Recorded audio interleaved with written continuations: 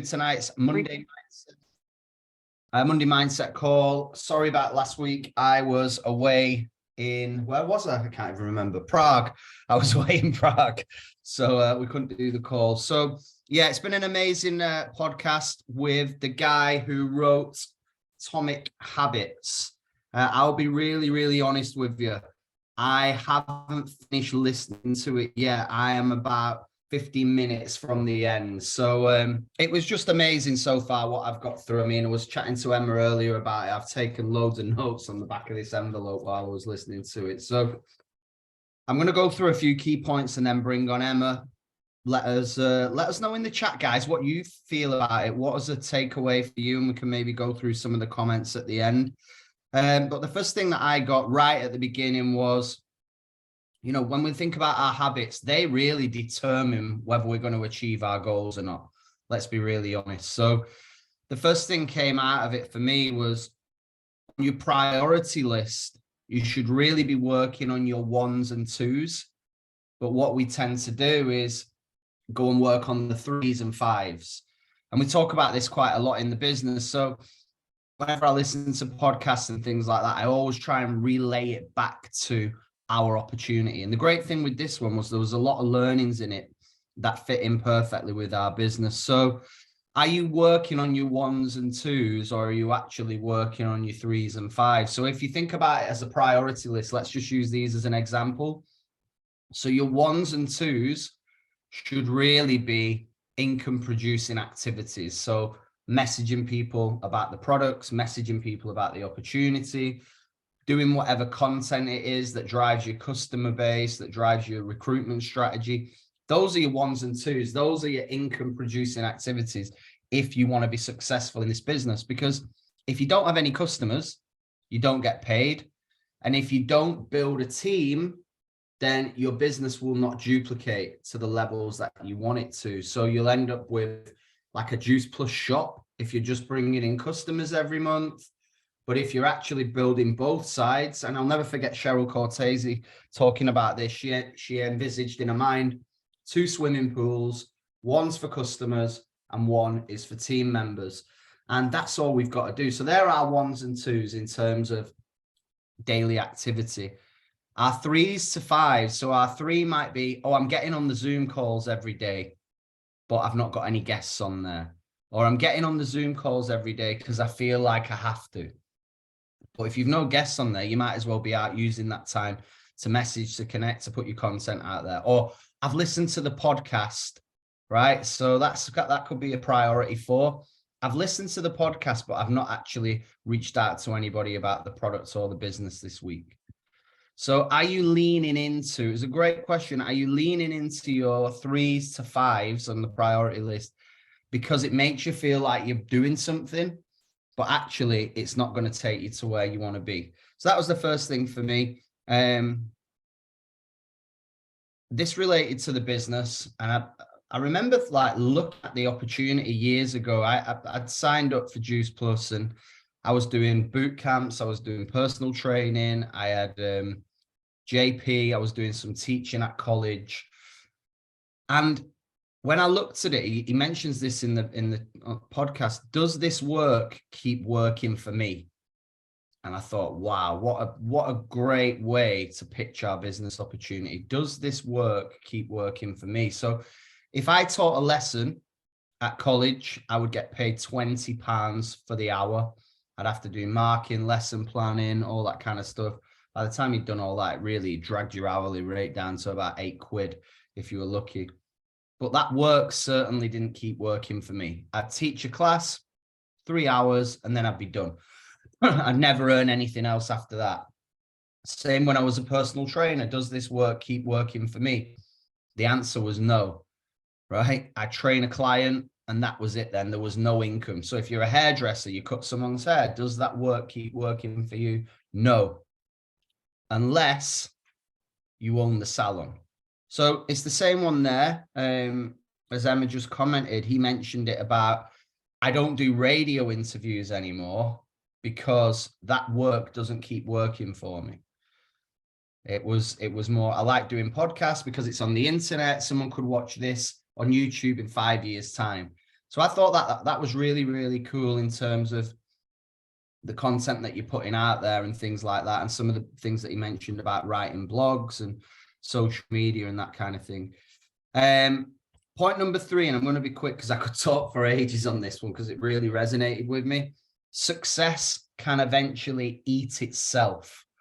I don't know if anyone's ever experienced that. So the success that you get means that you end up having more choices and doing more things. And then because you've created this success, you end up going away from what actually gave you the success in the first place. And I could give you tons of stories of me, myself, but also leaders that I've known where when they were part-time with the business and they built their way to NMD, they didn't have any extra spare time to get distracted. But then when you've got all this free time and you've got all this success and you can say yes to a lot more things, you can lose the habits that got you to that place in the first place.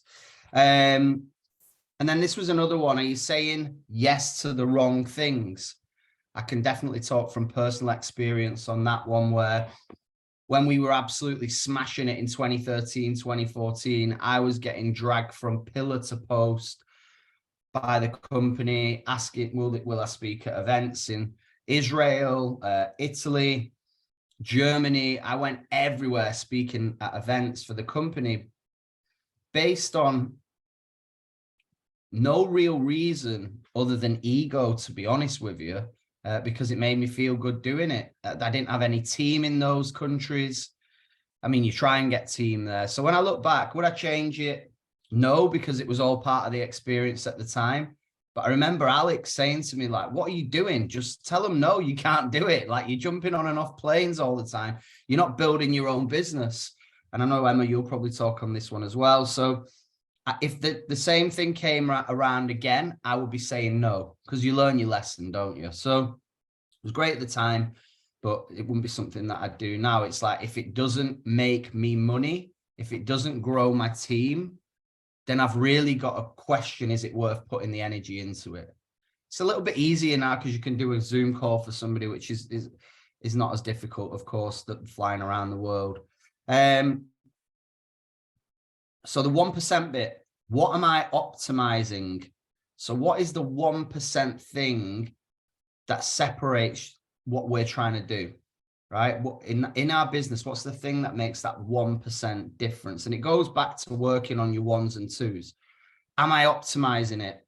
And where am I putting my time, and where am I putting my energy, and why? Why am I doing those things? And that led on to the next point, really. And this is just a great question to ask yourselves, are my current habits taking me to where I want to go?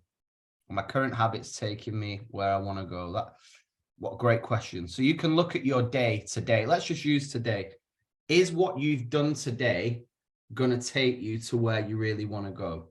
So if you want total lifestyle freedom, is your day today going to take your activities, your habits today? Let's flip it into a weight loss thing, right? Your goal is to lose 14 pounds in the next month.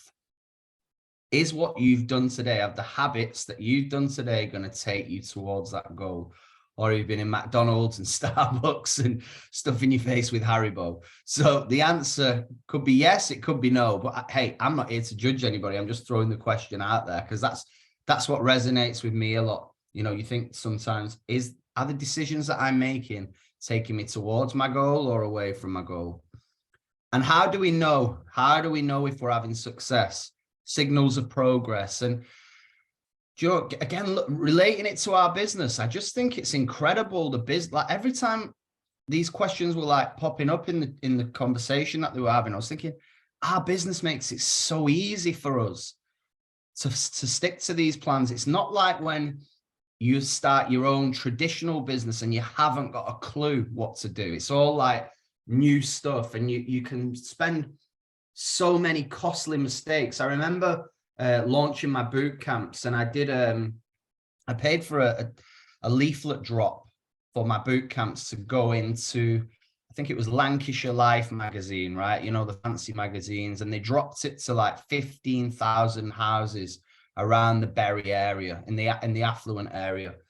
And it cost me something like 600 quid in marketing. And I thought, oh, I'm going to get tons of people ringing me wanting to join the boot camp and come down. And I got a phone call off one person. Out of 15,000, one person rang me. And she said, I've just read your advert in Lancashire Life. I'd love to come down to your boot camp. And I said, okay, cool. Yeah, tell me a little bit about yourself. What are your goals? She said, well, I'm 84 years old. And I was like, oh, no. I mean, it would have killed her. It would have absolutely, it would have been the end. And I was like, I said, I don't know how to say this in the most polite way, but I said, I just don't think it's for you. So out of 15,000, one person, and they weren't fit for it. So yeah, that was an expensive lesson. But what I'm trying to say is we don't have any of that in our business. You don't have to spend 500 quid on marketing. The system's already there. We all know what we need to do. So when he says like signs of progress, you'll know today whether you're moving forward in your business or not, because you'll have either got a new team member, a new customer, a promotion in your business, you've got someone on a call, you've sent out 10 messages. You know the signs of progress in this business because there's a blueprint, there's a path to follow. Everybody can do it, and everybody tells you how to do it. It's not like someone goes NMD and goes, thanks for my trophy, I'm not telling you what I did, see you later, no, and runs off, right? They go, this is how I did it. Everybody tells everybody how to do it. So that's the beautiful thing. So you'll know what your signs of progress are. And then what stops us? So what is actually stopping you from getting where you want to be with this opportunity? Are you in your own way? Are you surrounding yourself with the wrong people? Are you bringing up the conversation with negative family members that don't really get it? You might as well not talk about it. So that was a really good one for me. And it reminded me of my early days when I remember sitting my mum and my brother in the living room in my mum's house, forcing them to listen to the Jim Rohn CD, because I wanted them both to join the business and get it. So it was almost like forcing somebody to get it. And you know what they did? They just talked all the way through it. They just chatted all the way through it. It's completely wasting my time. So when we say you can't really sell this, we mean it. Like, you cannot sell health and you cannot sell freedom. People either want to look good and feel good and they want to have more money or they want more time. So we've got to just be a filter system, going out there, sharing it with as many people as we can and distancing yourself from the outcome. But you really got to get out of your own way. What is stopping us from getting where we want to be? And you'll know if we said, now let's write a list of everything that's stopping you from getting where you want to be, you'd realize what those were. And they're quite easy to change. You know, it might be one for me that I've fallen off track recently is I've not been giving myself enough time to invite new people, to reach out to new people. So I know I need to do it, but I've not been doing it because I've been doing it a little bit here and a little bit there. When I was doing office hours, I was logging into that call and I was getting messages sent for at least 90 minutes a day. And I'd know at the end of that office hours, I'd sent about 40 messages to people. So I could go to bed at night knowing that I'd done what I needed to do. My ones and twos were getting ticked. I've reached out to people about the products. I've reached out to people about the business. What's stopping me from doing it? Me. Because I've not done the office hours. I need to start it again. I need to sit in this little cupboard and sit there on my phone and start messaging people. And I was saying this the other day to Emma, actually. What I'm going to do now, what's stopping me a lot of the time is my phone. It's a little bit like the success eats itself. My phone is sabotaging me. So I'll be on Instagram messaging people, and then I'll get a WhatsApp from a team member or a message in a group chat with the lads or a notification off Facebook. So I've dug out an old phone that I've got, and I'm going to use that for my Instagram. That is just going to be my business building phone. There won't be any WhatsApp on there. I'll know when I'm using that phone, I'm just building new business. It's my reach out phone. It's a lead generation phone. So that's the answer. So you got to know what's stopping you, then you can find the outcome. So that was it from me. The last point was surrounding yourself with people who want what you want. And again, that's just another great thing about our business. We all want the same thing. We all want better health. We all want more time. We all want more freedom. So yeah, the podcast for me, and I've not listened to the final bit of it, but it was just like, we're in the right place. It's the perfect business and everything's set up for success. We just got to go and do the work. So yeah, over to you, Sneds. Thanks. Cool. So out of that, we need to know, John needs to get back to doing office hours. And my challenge for you is, I bet you still pick up your other phone. You'll have to put it somewhere else. No, I'll have to leave it in the kitchen. About 2 phones, you end up with twice as many messages, right? Because there's always distractions and challenges. I always say, like, what you can do as well is turn your phone on airplane mode, or like turn your notifications off. That's what I do if I'm trying to get focused on a task that I need to do. Is just turn your you can go into settings and just completely turn your notifications off, and then for that 10 minutes or half an hour or whatever, you're actually just focusing on the task. Because I learned this in my corporate life, actually. I remember someone saying to me, use your answer machine, this is like in your email, like a secretary. She's like, don't just pick up your phone because it's ringing. This is like, you know, obviously this is in a corporate environment, but she was like, if you're in the middle of a task or you're trying to achieve something, so let's say you've decided you're going to send messages for half an hour. If that's your job for that half an hour, just do that job. Don't respond to other things. She was saying to me, just don't use your phone and your email, your answer phone and your email like a secretary. And then you can get back to people when you're ready, right? So you can say, well, half an hour now I'm sending messages, and then the other half an hour I'm going to respond to inboxes or whatever. But in a work environment, it's the same for in your normal life, outside of your Juice Plus life. Use your answer phone and use your email like a secretary, because if people leave you a message, no, I don't know, in 15 years of corporate life, I don't think anybody ever rang me and said, is there anything I can do for you? Like, can I help you with something today? It was always that they wanted something from me. Always, can you do this for me? Can I just give you this little job, or can you help me with such and such? So you end up in a really reactionary frame of mind, a reactionary thing. Whereas if you just leave your voicemail to get that person to leave you a message, and I'm the same with my phone. Does anybody else not answer the phone if they don't know who it is? If I don't know that number in my phone, it ain't getting answered. I just don't answer it, because I think if it's important, they'll leave me a message and I'll check the message straight away and I'll ring them back. Right? If it's important, they'll leave a message. If it's not important, then why would I waste my time answering the phone? So so at times where you need to be focused on the job in hand, there are little tricks like that you can do that help you with your time management. It's so important that we don't just react all the time to, you're in the middle of something, someone sends you ping, an email pops up and you're like, oh, I'll just answer that, and then ping, another thing comes in, and ping, your voice note, and then before you know it, you spent an hour helping everybody else with their stuff and you still haven't done the flaming spreadsheet that you sat down to do. So just get really strict with yourself about those little things, and it'll help you massively. And then you can go, right, I'm going to respond to all my emails now, or and that only works, by the way, if you do respond to them, right? So I remember Alex always used to say, if you ring me, I'll answer, unless I'm asleep or driving or whatever it was. He's like, I'll answer, which was the truth. But I knew if I left you a message, he'd get back to me. And I always try and do the same thing. If you leave me a message, I'll get back to you. If I don't answer it at the time, it'll be because I'm driving or I'm doing something else. But you've got to have that mentality too, where you have the time where you get back to people. One of the things I loved about this podcast, which I think is a real good example, and I want you to do it while I'm talking about it today. While I'm talking about it now about today. If you turn the sound off, right? If somebody couldn't hear you speak, and they just came into your house or came into your life and they watched you for a day, what would they say your priorities are? So you can't talk to them, you can't tell them what you're doing, you can't explain to them how keen you are to achieve this, that, or the other. All they can see is what you're doing, and they can see, and they follow you around and they see what you're doing. What would they say your priorities were today?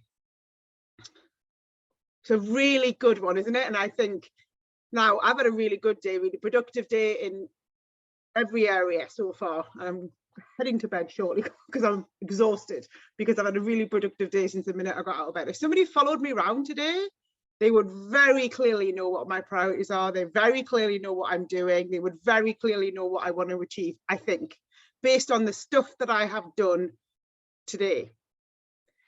Would that have been the same Wednesday last week? I don't know, I can't remember, right? But at the moment where I'm at in my head around like getting organized and only doing stuff that's productive and blah, blah, blah, very much so.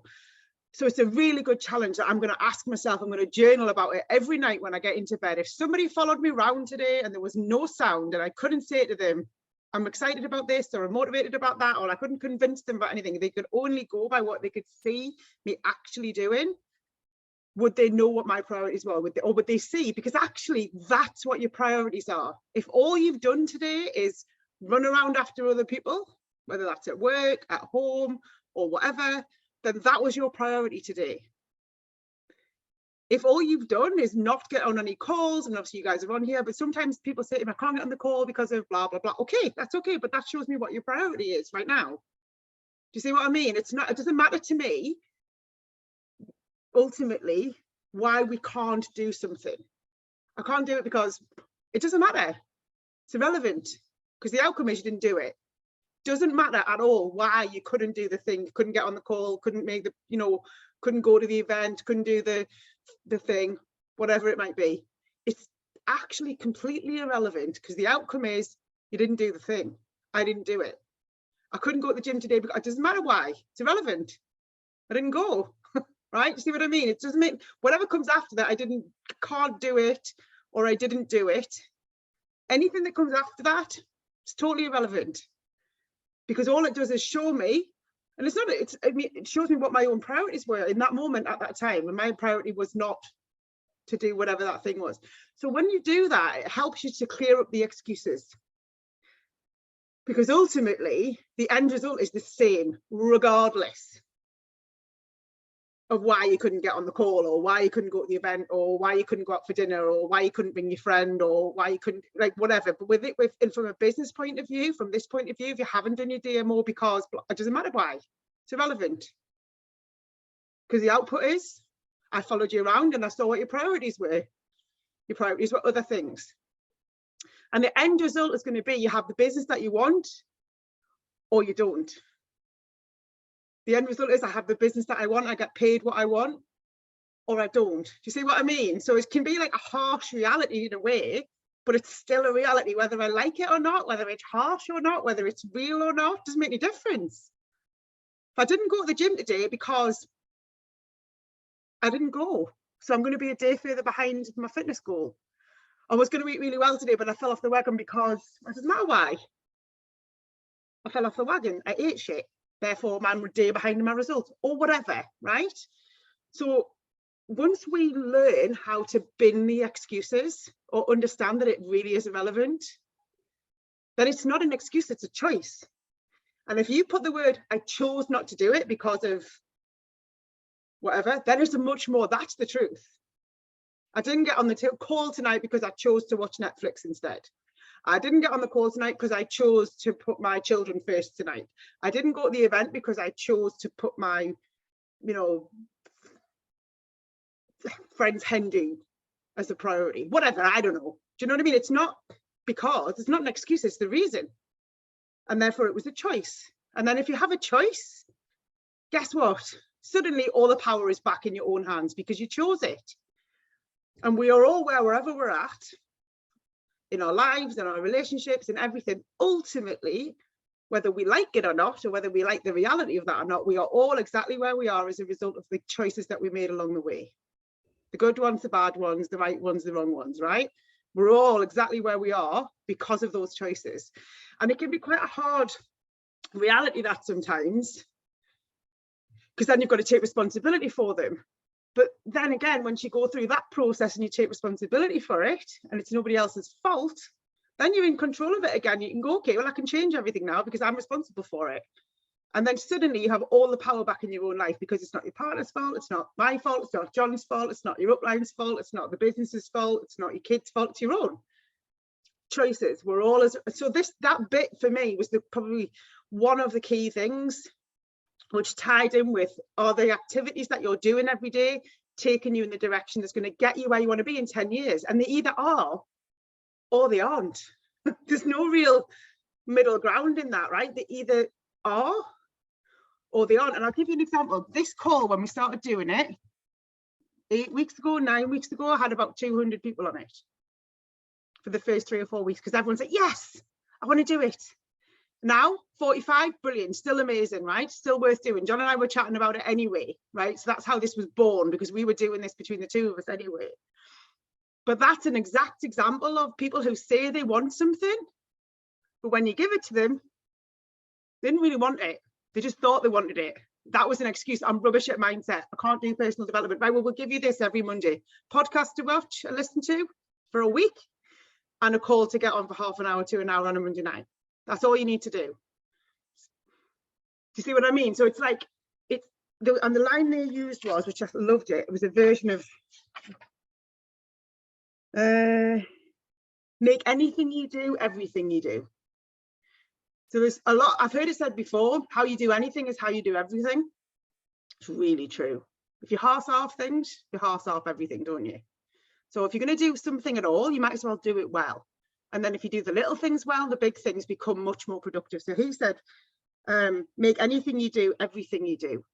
I love that. I just thought it was such a good line. If you're going to do it at all, you might as well do it well. That's what that means to me. So anything you do has to be the same way. So you do the little tasks the same way that you do, excuse me, the big tasks, right? That I thought that was really key. So I've gone on a bit of a tangent there, but for me, that was the bit that I remember thinking, that's so powerful. If somebody followed me around today with no sound, what would they say my priorities are? So you can definitely ask yourself that, can't you? And some days it'll be amazing. Other days it'll be, oh, I was really off track. Whoops. Right. And that's the beauty of it. Once you know that, then the following day you can go, right, today I'm going to make sure that if somebody was following me around, do you know what I mean? We can take control of that situation. None of this is outside of the scope of our own responsibility or our own ability to change it. I love that. You can literally change your whole life. You can change that tomorrow. Can't you? You can change that. If somebody follows me around tomorrow, it's going to be better than if they follow me around today or whatever, right? You can change that. So it's really, really powerful. A couple of last things then. Let me just pick the ones that are the most relevant. People you're surrounded by. This is really interesting because he said something that I've not really heard anybody say before. So we talk a lot about the people that you have in your circle. You know, if you surround, you know, you're going to be like the 5 people you hang around with. So if you hang around with 4 idiots, guess who the 5th one is? Like all those kind of things, right?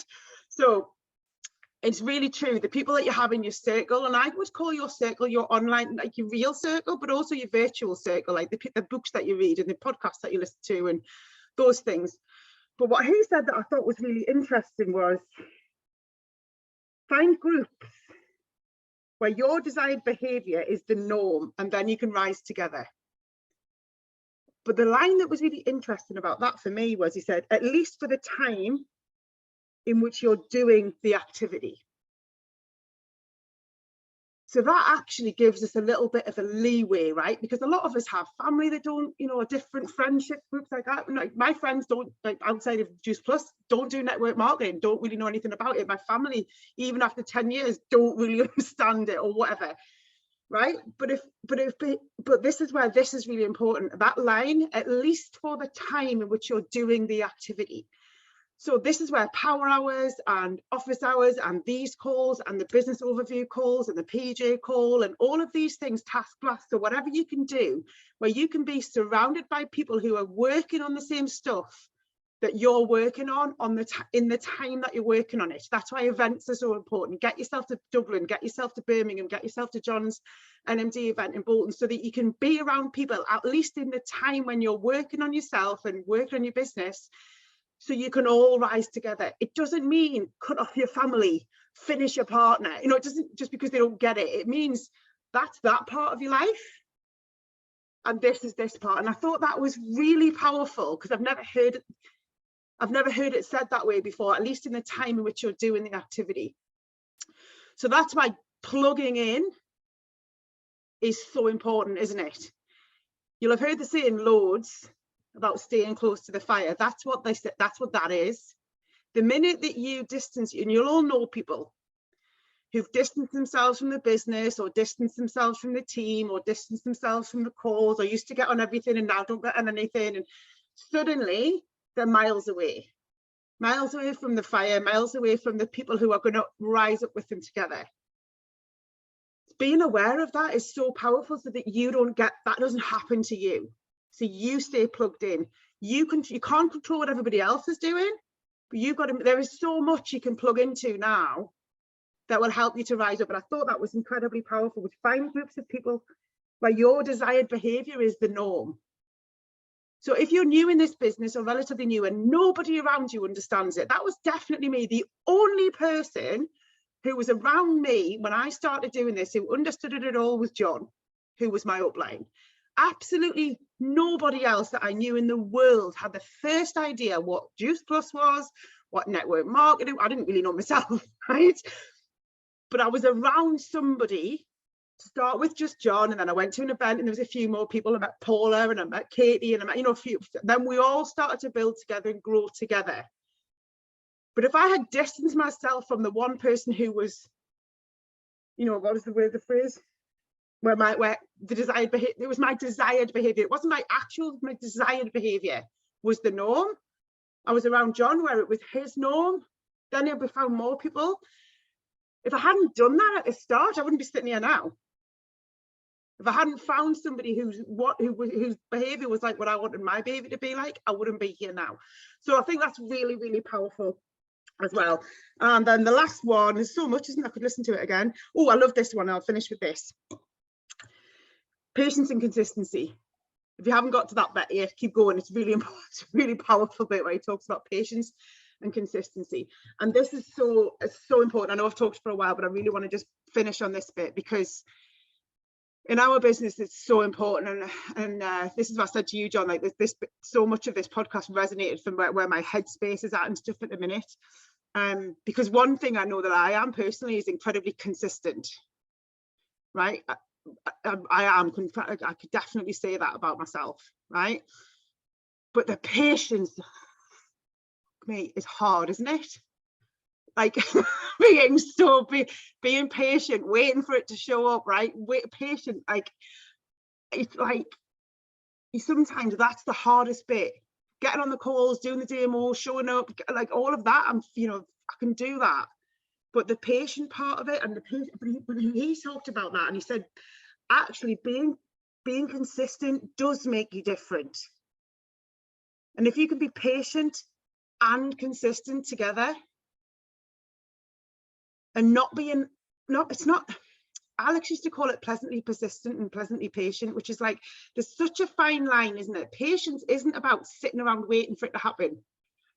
If I just wait long enough, the bus will come or the tram will turn up if I sit here long enough. It's the consistent activity and the patience to know that it's going to pay off. It might take 12 months, it might take 5 years, but that bit where he talks about that, and he says, like, if you knew it was going to, like, if you said, right, I'm going to give this 10 years of showing up every day, 10 years of consistent activity, 10 years of blah, blah, blah, whatever business calls, invite, but we go, oh, well, if it hasn't worked in 3 months, I'm off. It's not going to work in 3 months. It takes longer than that. So there's a whole piece around there. And he's like, if you can be consistent over a longer time span, that's what's going to give you success. And in this business, time, and you'll agree, I'm sure, for those of you who've been around a long time, time and time and time and time again, you'll hear people say that the consistency of staying in line long enough is what gave them success in the end. Yes, you have spikes of success along the way. Promotions, our marketing plan is designed in this exact fashion, isn't it? To get from partner to PMD plus, you have spikes of success along the way, promotions along the way, but it takes consistency and patience over time. So you've got to remember that. You might be just in the beginning now thinking, oh, I don't know what she's talking about. But I promise you, there's parts of this where it's like, I can't keep doing this. Like, oh my God. But I know that just on the other side of that is another spike of success. Just on the other side of that frustration, sometimes with it, is another spike of success. So just stick it out with the overtime, and remember that's the equation that you teach at school. Never mind the quadratic equations and all that bollocks.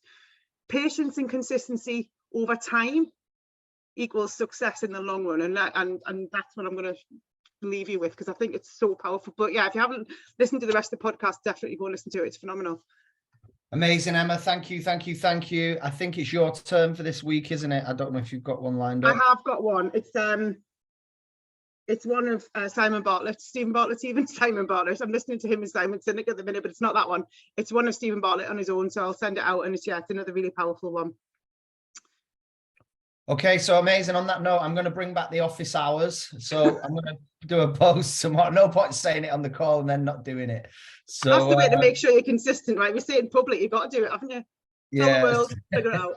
So I think what we'll do, we'll just do it as an hour from 10:30 from after the call, straight after the call tomorrow.